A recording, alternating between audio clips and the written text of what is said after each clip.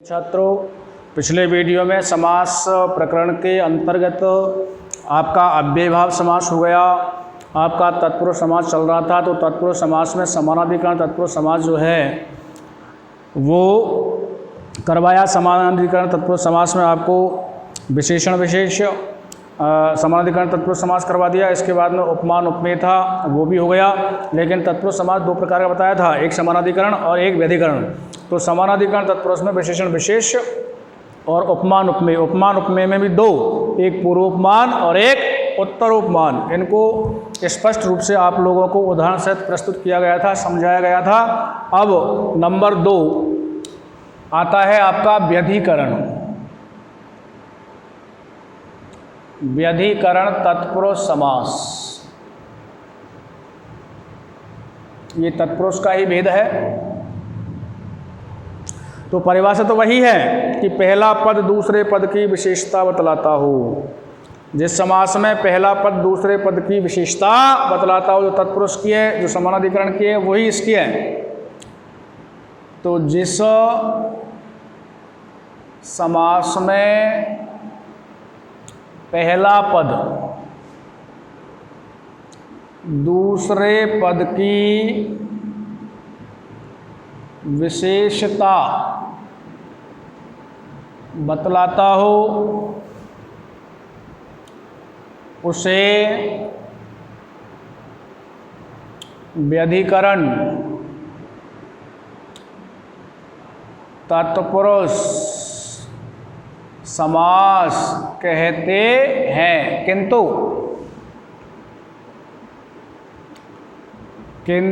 दोनों पदों में भिन्न भिन्न विभक्तियों का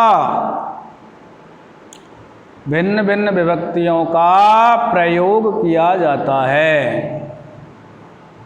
किंतु दोनों पदों में भिन्न भिन्न विभक्तियों का प्रयोग किया जाता है। यानी पहले पद में कोई अलग विभक्ति है तो दूसरे पद में कोई अलग विभक्ति है। जिस समास में पहला पद दूसरे पद की विशेषता बतलाता हो वो तो कन्फर्म है तत्पुरुष समास होगा। लेकिन थोड़ा सा अंतर ये है कि अगर दोनों पदों में समान विभक्ति है तो समानाधिकरण, और दोनों पदों में अगर अलग अलग विभक्ति है तो वो व्यधिकरण समास कहलाता है, व्यधिकरण तत्पुरुष का कहलाता है। तो इस समास में दोनों पदों में भिन्न भिन्न विभक्ति का प्रयोग किया जाता है। तथा यह समास 6 प्रकार का होता है। व्यधिकरण तत्पुरुष समास जो है 6 प्रकार का होता है। यानी ये विभक्तियों के नाम से जाने जाते हैं। जैसे पहले पद में मान लीजिए द्वितीय व्यक्ति है तो वो द्वितीय व्यधिकरण तत्पुरुष कहलाएगा। पहले पद में अगर तृतीय व्यक्ति है तो वो तृतीय व्यधिकरण तत्पुरुष कहलाएगा। पहले पद में अगर चतुर्थी व्यक्ति है तो वो चतुर्थी व्यधिकरण तत्पुरुष समास कहलाएगा। पहले पद में अगर पंचमी है तो वो पंचमी व्यधिकरण तत्पुरुष समास कहलाएगा। पहले पद में अगर षष्ठी है तो वो षष्ठी व्यधिकरण तत्पुरुष कहलाएगा। और पहले पद में अगर सप्तमी व्यक्ति है तो वो सप्तमी व्यधिकरण तत्पुरुष समास कहलाता है। ये द्वितीया से प्रारंभ होगा, द्वितीया से लेकर के और सप्तमी विभक्ति तक। द्वितीया, तृतीया, चतुर्थी, पंचमी, षष्ठी और सप्तमी, इस प्रकार 6 प्रकार का हुआ।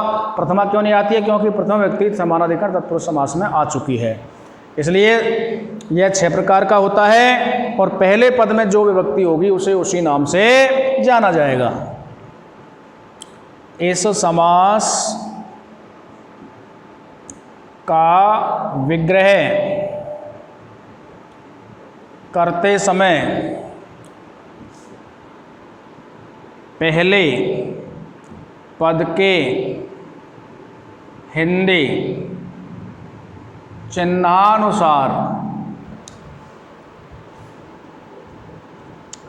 विभक्ति लगाते हैं तथा दूसरा पद ज्यों के त्यों रहता है। पहले पद में तो उसमें जो भी हिंदी चिन्ह आ रहा है उस हिंदी चिन्ह के अनुसार द्वितीय, तृतीय, चतुर्थी जो भी लगेगी वो विभक्ति लगा देते हैं, और दूसरा पद ज्यों के त्यों रहता है।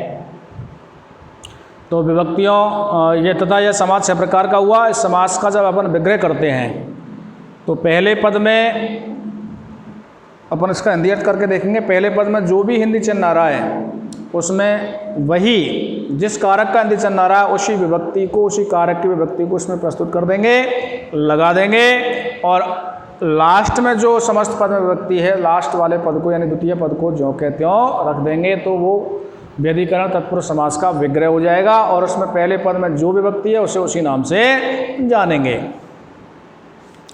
तथा पहले पद में जिस विभक्ति का प्रयोग हुआ है उसे उसी नाम से जाना जाएगा। जैसे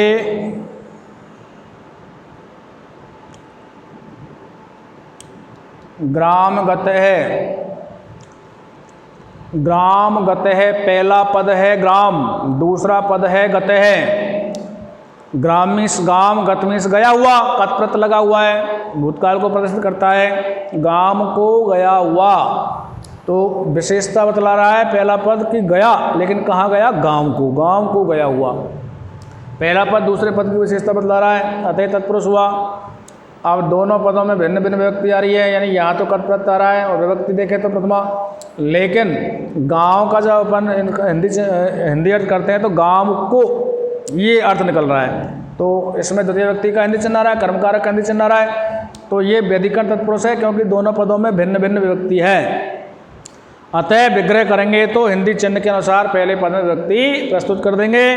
तो पहला है गांव को, इसलिए द्वितीय व्यक्ति लग जाएगी ग्रामम, और दूसरा पद ज्यों के त्यों, ये इसका हो गया विग्रह। नंबर 2, नेत्र काण है, आँख से काना, नेत्र काण है, आँख से काना, यहाँ पर से आ रहा है, अतः तृतीया लग जाएगी। नेत्रेण काण है, ये तृतीया व्यधिकरण हो गया। दूसरा देखें अगला, भूतबली, यानी भूत के लिए बलि या भूतों के लिए बलि, इसमें संप्रदान कारक आ रहा है, चतुर्थी लग जाएगी। भूतेभ्य बलि, भूतों के लिए बलि। अगला है साहब पथभ्रष्ट, मार्ग से भटका हुआ, पथभ्रष्ट मार्ग से भटका हुआ, तो पंच में लग जाएगी। पथात भ्रष्ट है। अगला है राजपुरुष, राजा का पुरुष, षष्ठी लगेगी। राज्य है, पुरुष है, और लास्ट है वनवास, वन में निवास, सप्तमी लगेगी। वने वास है, वन में निवास। तो ये क्या हुआ? ये 6 प्रकार का व्यधिकरण तत्पुरुष समास हुआ। तो ये तो हो गया हमारा द्वितीया व्यधिकरण, ये हो गया हमारा तृतीया व्यधिकरण, ये हो गया चतुर्थी व्यधिकरण, ये हो गया पंचमी व्यधिकरण, और ये हो गया षष्ठी व्यधिकरण, और ये सप्तमी व्यधिकरण। इस प्रकार से व्यधिकरण तत्पुरुष समास भी संपूर्ण हुआ। अतः तत्पुरुष समास का जो हमने अध्ययन किया था उसमें समानाधिकरण हो गया, समानाधिकरण में विशेषण विशेष हो गया, और विशेषण विशेष के बाद उपमान उपमेय हो गया, उपमान उपमेय में पूर्वोपमान हो गया, उत्तरोपमान हो गया। इसके बाद में व्यधिकरण तत्पुरुष समास पढ़ा था। व्यधिकरण तत्पुरुष समास को 6 भागों में बांटा गया, 6 के एक एक उदाहरण प्रस्तुत हो गए। यानी पहले पद में जो विभक्ति है उसे उसी नाम से जाना जाएगा। तो द्वितीय व्यधिकरण तत्पुरुष समास हो गया, तृतीय व्यधिकरण तत्पुरुष समास हो गया, चतुर्थी व्यधिकरण तत्पुरुष समास हो गया, पंचमी व्यधिकरण तत्पुरुष समास हो गया, षष्ठी व्यधिकरण तत्पुरुष समास हो गया, सप्तमी व्यधिकरण तत्पुरुष समास हो गया। अतः अब आता है हमारा बहुव्रीहि समास। बहुव्रीहि समास नंबर 4। तो प्रिय विद्यार्थियों, इस समास में दोनों पदों में से कोई सा भी पद प्रधान नहीं होता। इस समास में दोनों पदों में से कोई सा भी पद प्रधान नहीं होता, अन्य पद की प्रधानता होती है, वो बहुव्रीहि समास कहलाता है। इस समास का जब अपन समास विग्रह करते हैं तो दो पद जो होते हैं जो इसमें दिए गए हैं, अर्थात हालांकि वो प्रधान नहीं होते, लेकिन जो दोनों पद दिए गए हैं उन दोनों पदों में विभक्ति, उचित विभक्ति का प्रयोग करते हुए अंत में या तो यस्य से, पुल्लिंग है तो यस्य से और स्त्रीलिंग है तो यस्या सा का प्रयोग किया जाता है। तो इसको परिभाषित करते हैं।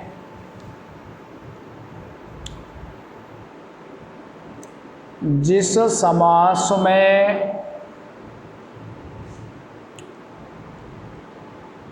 दोनों पद प्रधान नहीं हों, अर्थात अन्य पद की प्रधानता हो, उसे बहुव्रीहि समास कहते हैं। उसे बहुव्रीहि समास कहते हैं। दोनों पदों में से कोई से भी पद की प्रधानता नहीं होती है, उसे बहुव्रीहि समास कहते हैं। और अंत में विग्रह करते हैं तो दोनों पदों के बाद क्रमशः यस्य से और यस्या सा का प्रयोग किया जाता है। जैसे मान लीजिए एक पंक्ति और लिख देते हैं। विग्रह करने पर दोनों पदों के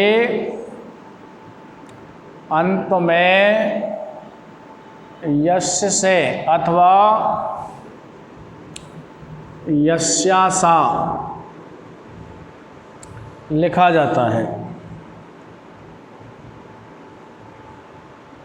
जैसे मान लीजिए लंबोदर, लंबोदर है, लंबा है उदर जिसका, लंबोदर है, लंबा है उदर जिसका, अर्थात गणेश। अन्य पद की प्रधानता हुई तो लंबम,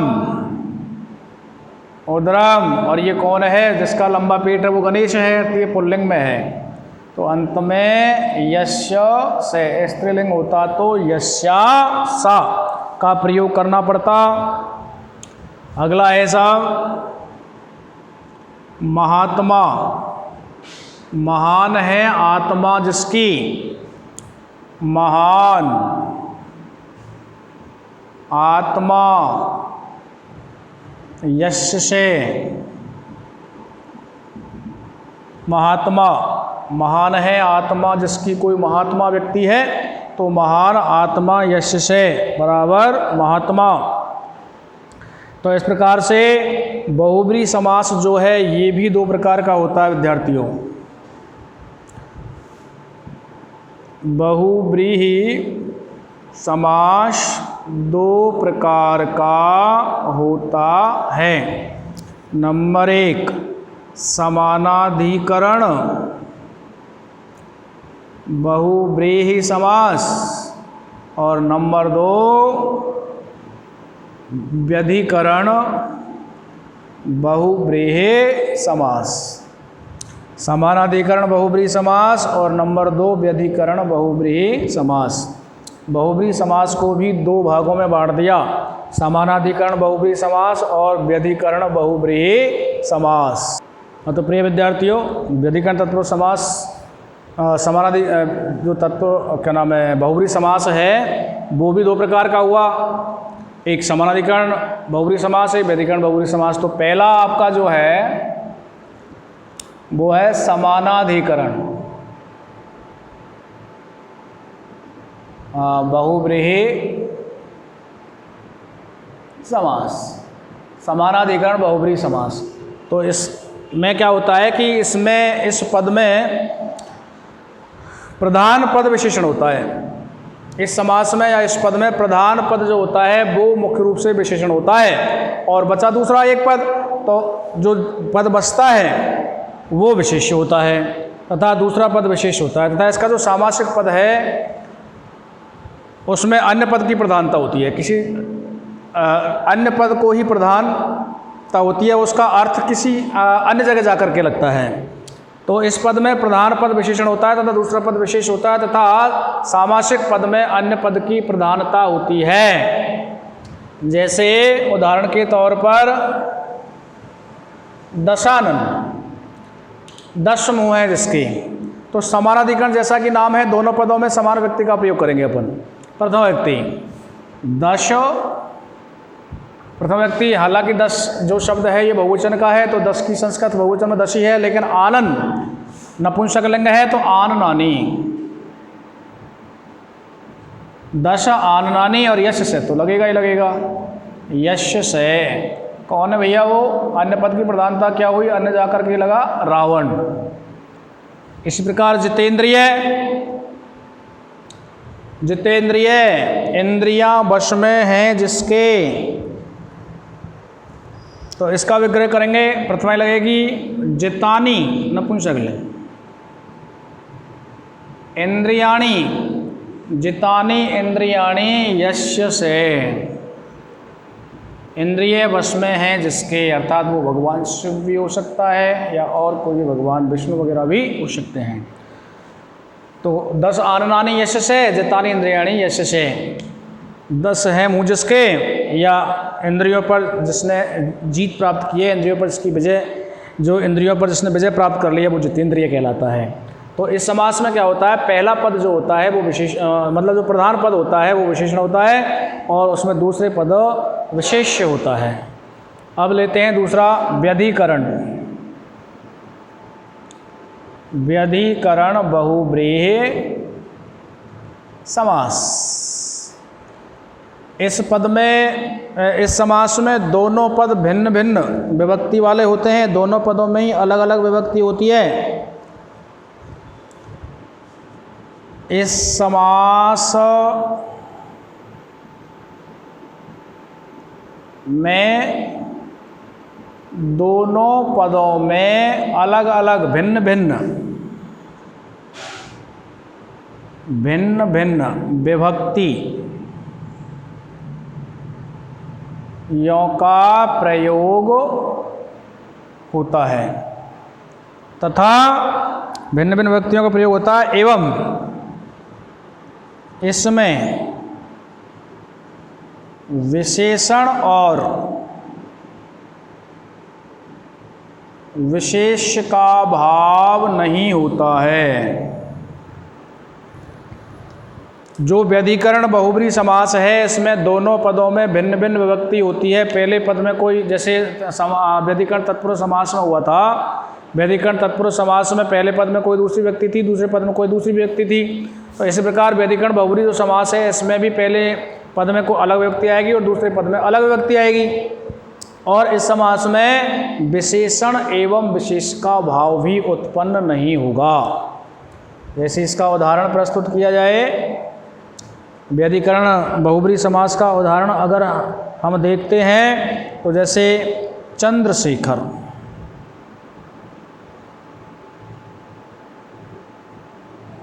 यानी चंद्रमा है सिर पर जिसके। एक दूसरा है शूलपाणी, त्रिशूल है हाथ में जिसके। चंद्रशेखर, चंद्र है सिर पर जिसके। चंद्र, अब क्या चंद्र, चंद्र तो यहाँ पर किसी हिंदी चेने नहीं आ रहा, तो चंद्रमा में तो प्रथम व्यक्ति लग जाएगी। चंद्र है, अब सिर पर, इसमें सप्तमी लगेगी क्योंकि सिर पर है, तो शिखरे, चंद्र है शिखरे जिसके यश से, कौन है भाई वो जिसके सिर पर चंद्रमा है, तो शिव। शूलपाणी, त्रिशूल है हाथ में जिसके, शूल है पाणी, यश से, तो ये भी भगवान शिव। इस प्रकार से ये व्यधिकरण बहुब्री समास भी समाप्त हुआ। अतः हमारा बहुब्री समास जो था वो समानाधिकरण और व्यधिकरण बहुब्री समास के रूप में दोनों भागों के रूप में ये समाप्त हुआ। वैसे अगर सन 2020-21 के सिलेबस के आधार पर यदि हम बात करते हैं तो समास हो जाते हैं हमारे पूर्ण, लेकिन 2021 के सिलेबस में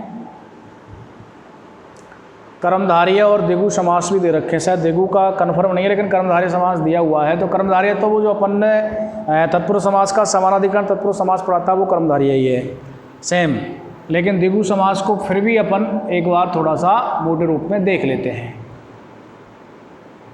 द्विगु समास, हालांकि परिभाषा वही है, पहला पद दूसरे पद की विशेषता बतलाता है, लेकिन इसमें थोड़ा सा परिवर्तित कर देंगे कि अगर पहला पद संख्यावाची हो दूसरा पद संज्ञावाची हो तो वह द्विगु समास कहलाएगा, क्योंकि संज्ञावाची शब्द भी विशेषण कहलाते हैं। तो पहला पद विशेषण, दूसरा विशेष, बात वही हो गई। तो थोड़ा सा इसको परिवर्तित करते हुए परिभाषा को प्रस्तुत करते हैं। जिस समास में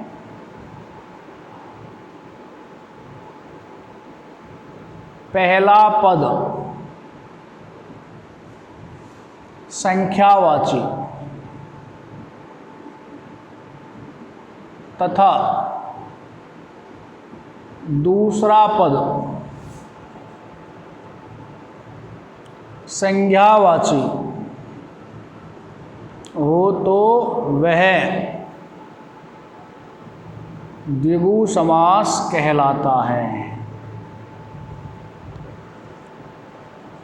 इसका विग्रह करने पर दोनों पदों में षष्ठी विभक्ति का प्रयोग करके अंत में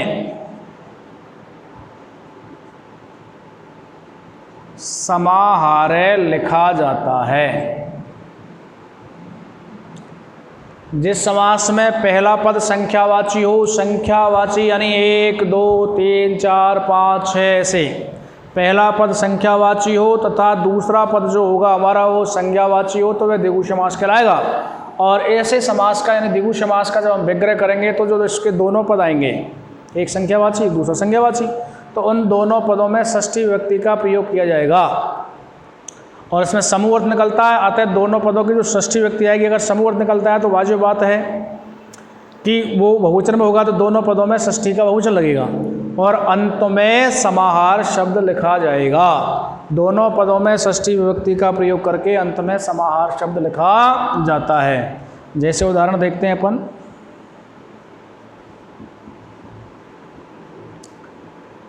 पंचपात्रम,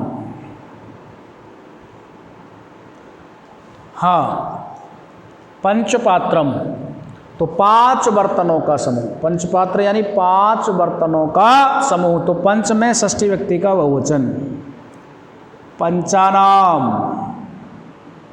और पात्र में भी षष्ठी व्यक्ति, पात्राणाम, पंचानाम पात्राणाम, और अंत में लगाते हैं समाहारे, पंचानाम पात्राणाम समाहारे। ऐसे ही पंचवटी 5 वाटिकाओं का समूह, तो पंचानाम वटीनाम समाहारे, 5 वाटिकाओं का समूह। इस प्रकार से यानी द्विगु समास जो होता है उसमें पहला पद संख्यावाची होता है और दूसरा पद संज्ञावाची होता है, और विग्रह करने पर दोनों पदों में समान विभक्ति का प्रयोग किया जाता है। विग्रह जब करते हैं तो दोनों पदों में समान षष्ठी विभक्ति का प्रयोग किया जाता है, और अंत में समाहार पद को लिखा जाता है क्योंकि इसमें समूह का बोध होता है। तो एक बार पुनः जिस समास में पहला पद संख्यावाची हो तथा दूसरा पद संज्ञावाची हो तो वह द्विगु समास कहलाता है। इसका विग्रह करने पर दोनों पदों में षष्ठी व्यक्ति का प्रयोग करके अंत में समाहार शब्द लिखा जाता है। और ये भी आप स्मरण रखें कि दोनों पदों में जब षष्ठी व्यक्ति लगाएंगे तो दोनों पदों में षष्ठी का बहुवचन आएगा। जैसे पंचपात्रम पंचनाम पात्रनाम समाहार, पंचवटी पंचनाम वटीनाम समाहार है। इस प्रकार से हमारे जो समास हुए एक बार पुनः आपकी मेमोरी के लिए याद दिला देते हैं कि अव्ययभाव समास पढ़ा था। अव्ययभाव समास को 6 अव्ययों के साथ प्रस्तुत किया। इसके बाद में आपने द्वंद्व समास पढ़ा था। द्वंद्व समास के 3 प्रकार आपको प्रस्तुत किए गए थे, एक इतरेतर द्वंद्व समास, एक आपका समाहार द्वंद्व समास और एक शेष द्वंद्व समास। इतरेतर द्वंद्व समास में दोनों पद प्रदान होते हैं, विग्रह करने पर दोनों पदों के बाद में च का प्रयोग किया जाता है। समाहार द्वंद्व समास, इसमें दोनों पद प्रधान होने के साथ साथ में एक समूह का बोध होता है, और यह जो समास है अधिकतर कीड़े मकोड़ों में, भिन्न भिन्न लिंगों वाले देशों के नामों में, वाद्य यंत्रों में, शरीर के अंगों में अधिकतर पाया जाता है। इसका अपन जब विग्रह करते हैं, समाहार द्वंद्व समास का जब विग्रह करते हैं तो दोनों पदों के बाद च का प्रयोग किया जाता है। लेकिन जैसे आपने किया था समाहार द्वंद्व समास का, जैसे यू का लक्षम, युका च लक्षा च अंत में आपने समाहार लगाया था। तेसाम या तासाम पुल्लिंग होने पर तेसाम, स्त्रीलिंग होने पर तासाम, या फिर अनयो भी लगाया जा सकता है। तो अनयो समाहार, तेसाम समाहार, तासाम समाहार के रूप में उपस्थित किया था। एक से द्वंद्व समास में केवल एक पद शेष रहता है। इसके बाद में हमने पढ़ा था तत्पुरुष समास, इसके 2 भेद बताए थे, समानाधिकरण तत्पुरुष समास, व्यधिकरण तत्पुरुष समास। समानाधिकरण तत्पुरुष समास के 2 भेद बताए थे, विशेषण विशेष और उपमान उपमेय। उपमान के भी 2 भेद बताए थे, एक पूर्वोपमान और एक उत्तरोपमान। फिर समानाधिकरण को समाप्त किया, इसके बाद आता है व्यधिकरण। व्यधिकरण समाप्त तत्पुरुष समास के बाद में लिया हमने बहुब्री, बहुब्री के भी 2 भेद थे, एक समानाधिकरण एक व्यधिकरण, वो भी संपूर्ण हुआ। इसके बाद द्विगु समास को पढ़ा करके और इस समास चैप्टर को समाप्त किया गया। अब अगले वीडियो में अगला टॉपिक प्रस्तुत किया जाएगा।